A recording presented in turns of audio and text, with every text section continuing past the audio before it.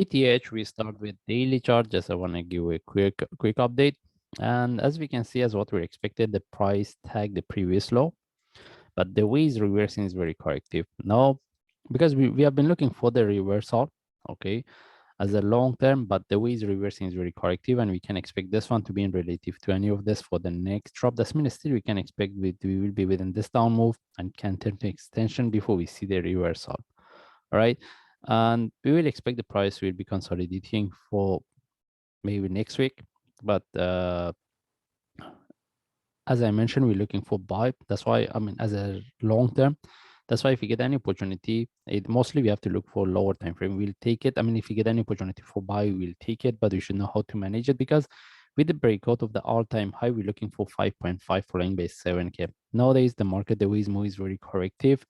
And as we can see, we don't see any trade setup for buy based on daily chart, because I need to highlight here is that any trade for sale is a short term, and mostly we're looking for buy. Okay. And at this point, we don't see any trade setup for buy based on daily chart. And if I move to forward chart, similar explanation, because that's what we expected. The price drop tag 3.6K, but there was no breakout, because we mentioned with the breakout of the 3.6, we can look for 3.3.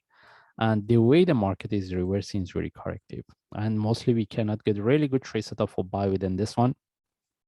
And even if you want to look for buy, we have to see the breakout of this move as a sharp move following by flag correction before we take the next trade. And the best things, if we see the next drop, at least tag the previous low following by divergence before we look for the reversal.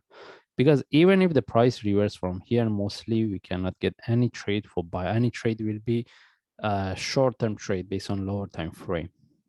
And I don't think we can get really good trade based on forward chart. By the way, if we get any opportunity for buy, we're looking to see the breakout of 4430 following by 4670. This is what we have been looking for and what we have been discussing. But at this point, we don't see any trade setup. And right now I'm looking at this based on lower time frame. We want to see whether we can look for buy and how we can look for trade if I move to 1 hour chart. All right.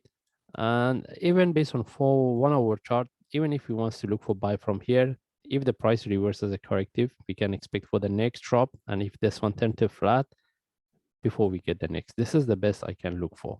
Because even if you want to look for buy from here, again, we have to see the breakout of the previous stuff following by flag before we take the next trade. And mostly I'm expecting the price give me a one more drop.